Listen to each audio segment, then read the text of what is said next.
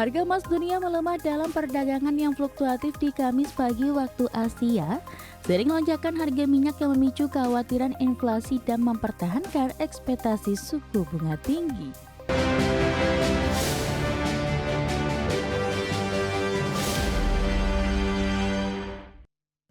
Keinformasi komoditas harga emas melemah seiring lonjakan harga minyak yang memicu kekhawatiran inflasi. Harga minyak melemah tipis usai naik signifikan di tengah mandeknya perundingan Amerika dan Iran, sementara harga batu bara sebagai komoditas substitusi naik signifikan seiring harga minyak yang kembali melonjak. Harga emas dunia melemah dalam perdagangan yang fluktuatif di Kamis pagi waktu Asia, seiring lonjakan harga minyak yang memicu kekhawatiran inflasi dan mempertahankan ekspektasi suku bunga tinggi. Pelaku pasar juga masih menunggu kejelasan terkait mandeknya pembicaraan damai antara Amerika Serikat dan Iran. Berdasarkan data pasar dikutip Reuters, harga spot emas turun 0,7% di 4.705,09 dolar Amerika per troy ounce. Harga minyak dunia bergerak melemah tipis di Kamis pagi usai naik signifikan di sesi sebelumnya. Di tengah pasar masih mencermati mandeknya perundingan damai antara Amerika Serikat dan Iran serta gangguan berlanjut pada jalur pelayaran energi global di Selat Hormuz. Melalui Reuters, kontrak minyak mentah Brent turun 15 sen menjadi 101,76 dolar Amerika per barel. Setelah sehari sebelumnya ditutup di atas level 100 dolar Amerika untuk pertama kalinya dalam lebih 2 pekan. Sementara minyak WTI Amerika melemah 14 sen ke 92,82 dolar Amerika per barel. Harga batu bara masih memanas dengan melanjutkan penguatan. Merujuk Refinitiv, harga batu bara kontrak Mei di Rabu ditutup di 127,75 dolar Amerika per ton, melesat 3,23%. Harga batu bara melonjak mengikuti harga minyak Brent kembali menembus 100 dolar. Harga batu bara melonjak mengikuti harga minyak Brent kembali menembus 100 dolar Amerika per barel setelah Iran menahan 2 kapal di Selat Hormuz.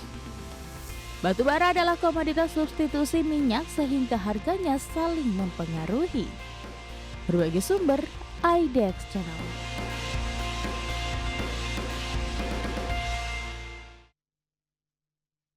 Dan seperti apa update terkini pergerakan harga sejumlah komoditas yang berhasil dihimpun oleh tim redaksi kami sampai dengan sore hari ini waktu Indonesia Barat.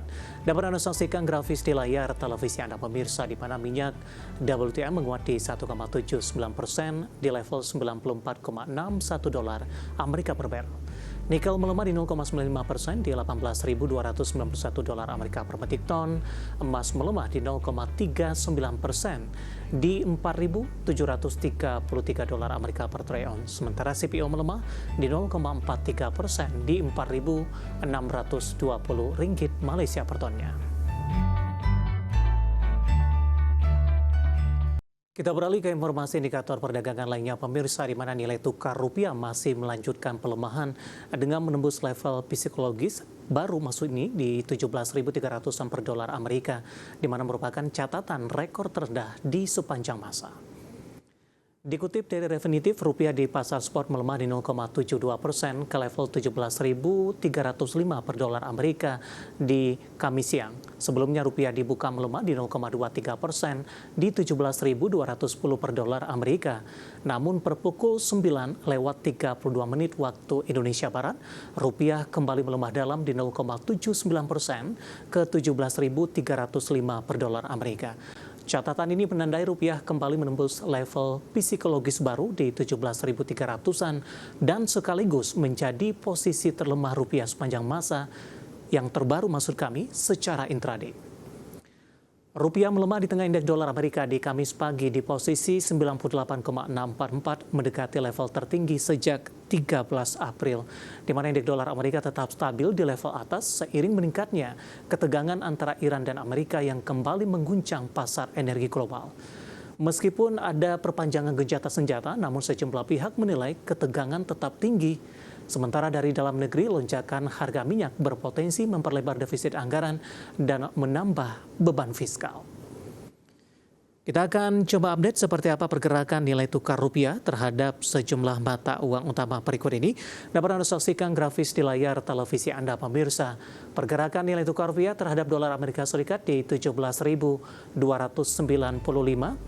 Tampaknya pelemahan terbatas, sementara di penutupan perdagangan di hari ini, posisi nilai tukar rupiah updatean terbaru di 0,56%, posisi pelemahan di 17.278. Kemudian terhadap euro di 20.194 rupiah, pound sterling di 23.344 rupiah, dan yen Jepang di 108,34 rupiah. Pemirsa, di mana PT Garuda Indonesia Persero Tbk atau GIAA mulai menunjukkan perbaikan kinerja di kuartal pertama 2006 dengan penyusutan rugi bersih secara signifikan. Raihan ini ditopang pertumbuhan pendapatan dan juga efisiensi operasional. Dikutip dari Keterbukaan Informasi Bursa Efek Indonesia, PT Garuda Indonesia Persero Tbk di kuartal 1 2026 membukukan rugi bersih atau rugi tahun berjalan diatribusikan ke entitas induk 46,48 juta dolar Amerika, menyusut 39,23% year on year dari catatan rugi bersih di kuartal 1 2025 sebesar 79,49 juta dolar Amerika.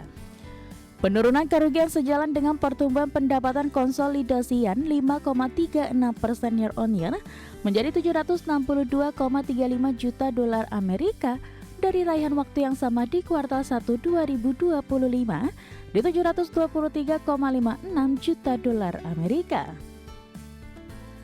Pertumbuhan pendapatan ditopang peningkatan permintaan penumpang, perbaikan yield, serta tren positif pendapatan. Sementara beban operasi turun dari 718,3 juta dolar Amerika di kuartal 1 2025 menjadi 713,2 juta dolar Amerika.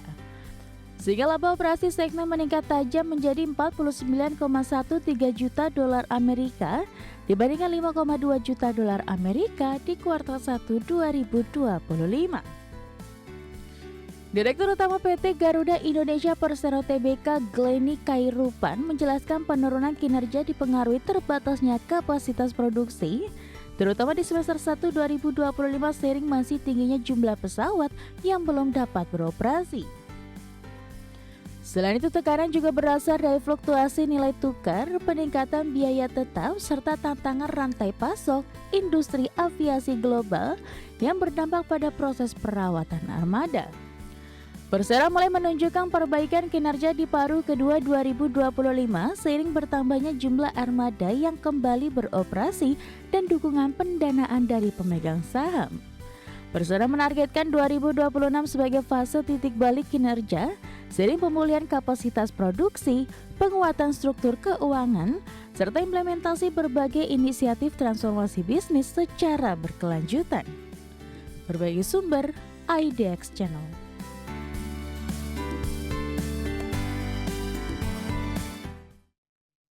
Dan secara teknikal di sepanjang perdagangan hari ini saham Garuda bertahan di zona hijau meskipun memasuki perdagangan di sesi kedua pergerakannya lebih flat pemirsa. Langsung saja kita dapat saksikan grafis yang pertama pergerakan saham GIA di sepanjang perdagangan hari ini dan posisi penutupan di perdagangan hari sebelumnya.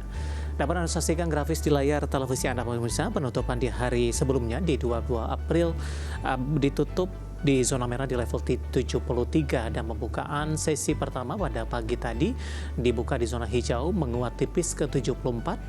Beberapa menit pasca pembukaan langsung menguat ke level 77. Kemudian 9.45 pada pukul 10, pada pukul 11, kemudian juga pada pukul 12, posisi dari saham Garuda ini masih bergerak di zona hijau, tapi penguatannya lebih ke arah terbatas.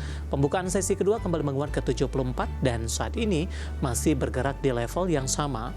Beberapa menit jelang penutupan di level Rp74 per saham dan menguat di 1,37%. Kita beralih ke grafis selanjutnya, pergerakan saham Garuda dalam beberapa bulan terakhir lebih cenderung tertekan pemirsa. Di perdagangan Oktober, saham Garuda masih diperdagangkan di level 126, November, Desember, Januari hingga 2 Februari, bahkan di 16 Maret, ini mengalami tekanan yang cukup dalam hingga ke Rp64 per saham, dan di perdagangan hari ini berbalik menguat di Rp274 per saham, seiring juga dengan perbaikan kinerja yang dilakukan. Kita lihat dari sisi valuasi dengan beberapa indikator yang ada.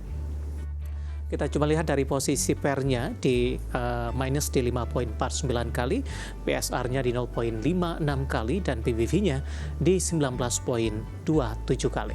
Ya, kombinasi secara fundamental, teknikal, dan juga dari sisi valuasi, dan semoga bisa menjadi salah satu referensi untuk Anda.